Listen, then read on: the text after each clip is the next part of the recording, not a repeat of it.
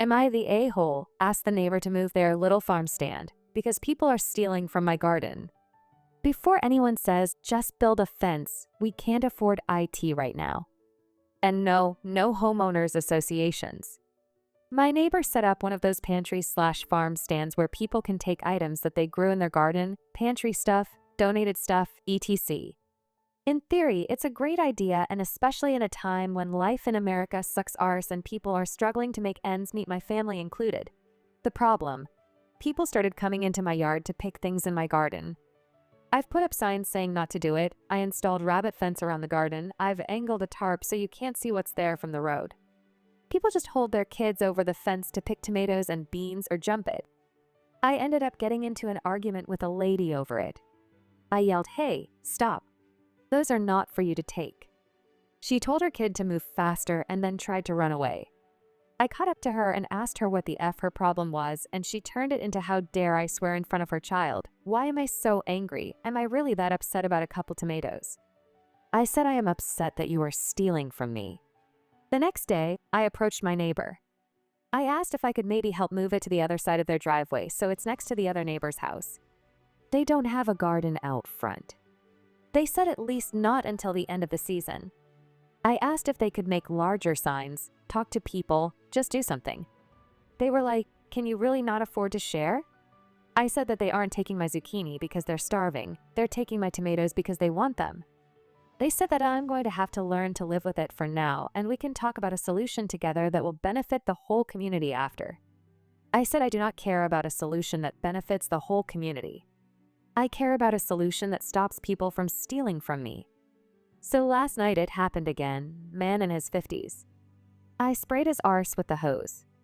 He started yelling at me, and after a minute or so the neighbor came out yelling at me too. People have posted on the neighborhood board to be careful if they come by because I'm an a-hole.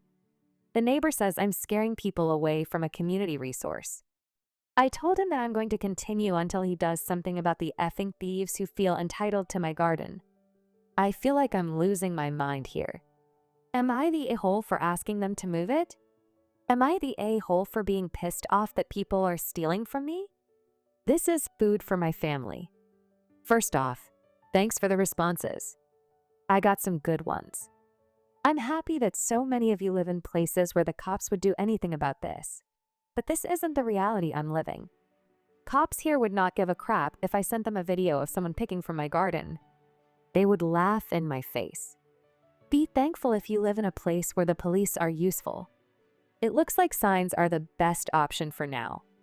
Going to make signs indicating heavy use of pesticides and repeating that they are stealing food from the mouths of hungry children. I don't know why the signs we already have up aren't enough. Maybe more will help. I'm sure they won't. We'll also scour Craigslist for free fencing or similar items. Hopefully that pans out. Can you replace your stolen items from the farm stand? Each time someone takes from your garden, you take from the garden stand. Not the a-hole. They are literally volunteering your garden as the community veggie resource. That's why it's next to your garden. It is incredibly inappropriate. Next story. Am I the a-hole for not going to my twin's wedding? I, 24M, have an identical twin. We're not close, but I thought we had basic mutual respect. That belief was tested. I grew up in a traditional Southern town and only began coming out in college about 5 years ago. It's been slow, especially with family. But since moving to DC in 23 for school/work, I felt more comfortable living authentically. After moving, I met my boyfriend 26M, and we've been together 2 years. Over time, I've introduced him to friends and family when I felt safe. Cut to Nove 24. I was home for the holidays and told my twin and his fiancé about my BF. They seemed happy for me. While staying with them, wedding details arose, and they asked if I'd be bringing a date. I said yes, my BF. My twin had gone to bed, but his fiancé said, "Well, there are pros and cons. It's up to you if you want to bring him." That felt like a green light. My twin constantly deferred to her on decisions, so I didn't think I needed to double check. 5 months passed, my BF and I had spent $1,300 on travel flights, hotel, etc. 3 weeks before the wedding, I mentioned on a call with my brother that we were all set. His tone shifted. Oh, is BF actually coming? I reminded him of the convo with his fiancée. He said she never gave me permission and accused me of making it up. Then said, "We can't allow your BF to come. We worry how Dad's side will react." I offered to call Dad on the spot. He dodged, saying he'd check with his fiancée despite just saying it was his decision. An hour later, no change. I was still invited alone, still expected to buy a groomsman match suiting even though I wasn't in the party and show up smiling. That's when I snapped. I asked, "If I didn't invite your fiancé to my wedding, would you still come?" He couldn't answer and ended the call after some harsh words. Try to make things right. I came out to my dad, which I feared for years, to explain the situation. He was surprisingly indifferent and even said uninviting my BF was extreme. He offered to talk to extended family. I thought I was removing the main obstacle. Weeks later, my twin called again. He now claimed our friends would be weirded out, so the excuse shifted. I said, "If my BF's not invited, I'm not coming." He didn't budge. Here's the kicker. Days later, my dad told me the fiancée admitted she did give me permission but changed her mind when she remembered who would be there. She denied this to my twin. Also, one of her bridesmaids is openly gay and brought her GF, but according to the fiancée, she's not part of the family, so it's different. So I didn't go. I'm still wondering if I made the wrong call. My absence was noticed. I got texts asking where I was. My mom had to explain it repeatedly. So instead of avoiding attention, my absence became the story. My relationship with my twin is dead, and some family ties now feel fragile. Part of me wonders, should I have sucked it up and gone solo, just to preserve bonds that shaped my early life? So, am I the a-hole for skipping the wedding? You came out to our dad, got gaslit by our twin, got lied to by the fiancé, and still tried to make peace. You did more than enough. They chose drama, not you, not the a-hole. You did the right thing. Now you know who your twin and his wife are. I'm glad you talked to your father. That must be a relief. I'm sorry about the others in your family. Not the a-hole.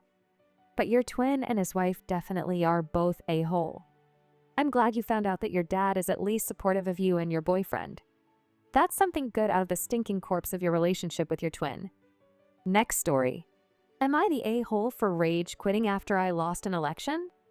I, 28F, have been a member of a large volunteer organization for several years. I am one of the longest-standing members. I have spent hundreds of hours on various aspects of it. I've held small leadership positions in almost every area, and I have a large amount of experience being the president of another organization as well. When I first joined, things were not doing well, so I with others worked our butts off to improve that, and we did.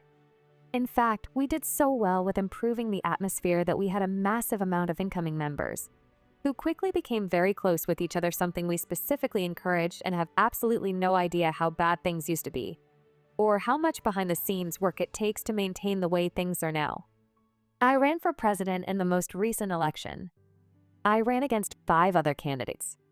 4 of us had years of experience and had been preparing our campaign for months/years. One person, let's call them Alex, was extremely new, a few weeks, had 0 experience at all, decided to run at the last minute, and had a very large friend group with other new members. Alex was barely allowed to run due to how new they were, but made the cut by a handful of days. You can see where this is going. It was extremely close between me and Alex, and I lost by 1 vote. The rest of the elected officials were all new members of the same friend group, also without experience. Then it was discovered that 9 to 10 votes, specifically the votes of other people in leadership positions who worked closely with me, were not counted. This was not intentional or malicious, simply a computer error. Apparently, every single one of them voted for me. I technically won. They tried to get the election results overturned because of it, but higher-ups would not allow it, because they feared it would look like favoritism. At the end of the day, I was told to keep quiet and not let anyone know about this. That brings me to my current situation. Because nobody on the new executive team has any experience, I started facing a lot of pressure to take on a lower leadership position solely to guide them and ensure our hard work doesn't go to hell. I absolutely refused. In fact, I've decided to drop all leadership roles and do absolutely nothing this year. This has led to multiple people telling me that I don't truly care about the organization, that I'll be responsible if it falls apart, etc. I feel like it's a slap in the face to expect me to do what a president does without the title to show it. Am I the a-hole for dropping all leadership positions and letting the new team do whatever the hell they want to do? Not the a-hole if you do an actual handover. Give them a document or spreadsheet noting what things need to be done for the position you've just vacated. Point them in the direction of where previous meeting minutes, financial details/requirements, etc. can be found. Maybe schedule of events that are typically run through the year. Then you can leave with a clear conscience. I'd recommend leaving the organization entirely and finding something else to spend your energy on. I was promised the next promotion was mine and coming soon. I had been operating in a temporary role for almost a year and had 8 years with the company. The next opening came up, and a woman that had been with the company for 2 months in another district put in a transfer and was given the role. At my location, working for my mentor. I was asked to train her.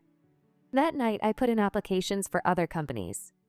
By the end of the week, I put in my notice. Transfer girl lasted 4 months.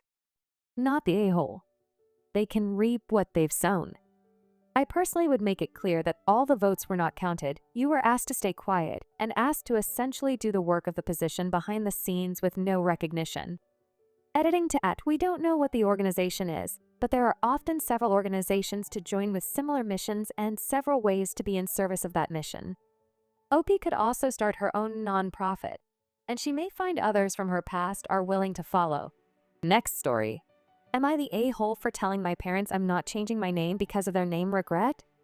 I'm 16M, my parents' youngest kid, and the only kid the name based on what they liked versus what the family wanted them to name us.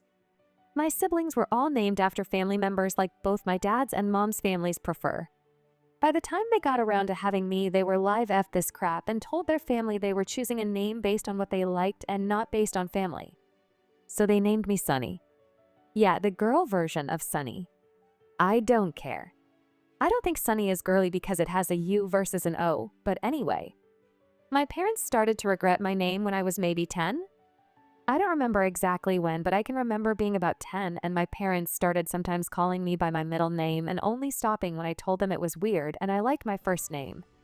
When I was 13, they asked me if I ever went by a nickname and I said no. Last year, they said some kids change their names before graduating high school because they want something more grown up and they want to save the added expense of changing the name on their degree. I was like, oh, I guess if people want that, it makes sense. Then I said it must suck to hate your name. 6 months ago, my parents said I look like a James nicknamed Jamie. I asked them why they thought that, and they said I just had that look. They asked what I thought of the name, and I said I like Jamie, but prefer Sunny. Then they asked if I liked the name Luke, and I said no. In June, they asked me if I would consider letting them change my name to something different. They said they feel like they named me as a big FU to their families, but felt bad that I had such an unserious name for a man. I told them I didn't want to change my name, and I always loved the way they talked about finding my name. They said their feelings had changed, and they felt like the name being cute and light and full of hope wasn't great for going into my adult years. They said they deeply regretted it. I told them I was glad they made the choice they did, and they shouldn't stress it. But last week, they got the paperwork for a legal name change and presented me with like 3 name choices and asked me to pick. They said they really didn't want to live with the guilt. I told them I'm not changing my name because of their name regret. I told them how I feel about my name is more important now. They told me I should at least think of their feelings and that I should consider the future and whether I'll be taken seriously. Am I the a-hole? Not the a-hole your parents sound exhausting. Opie replies, they're reminding me of my grandparents these days and I don't mean that in a good way. Next story. Am I the a-hole for requesting that my teacher not partner me with my deadbeat father's daughter? My father walked out on my mom when she was pregnant with me 16M. They were married for like 5 years at that point, but he was cheating a lot. Mom trying to divorce him went through hell because they picked up and moved. He never met me. He didn't show up at court for their divorce or for custody or for child support.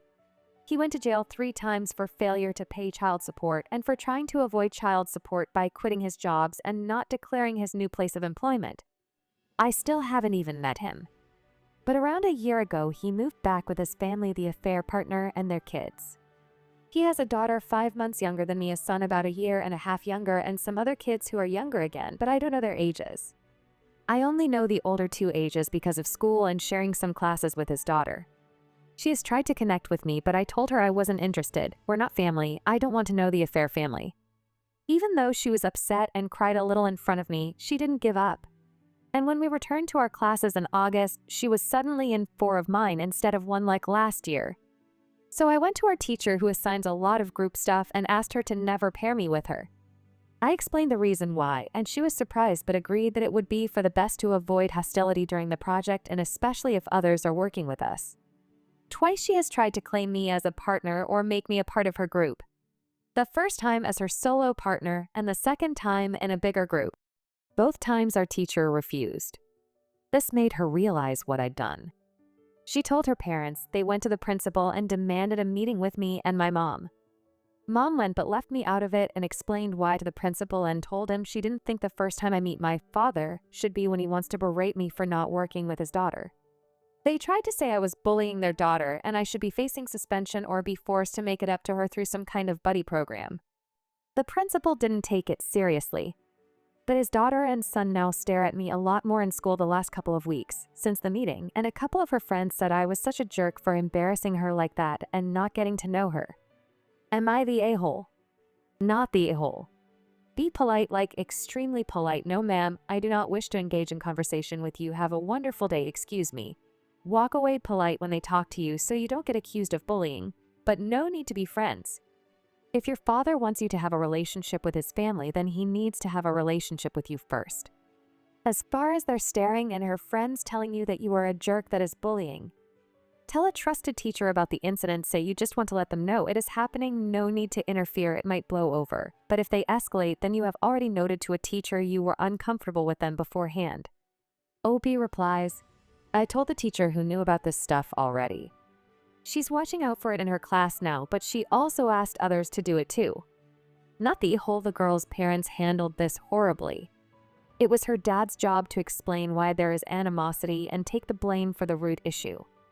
Opie replies, she knows her dad abandoned me, but she thinks because she didn't have anything to do with it, I should still want to know her and care about her and her siblings as siblings. I hope you guys like this video. If you did, make sure like, comment, share, and subscribe the channel. Our posts.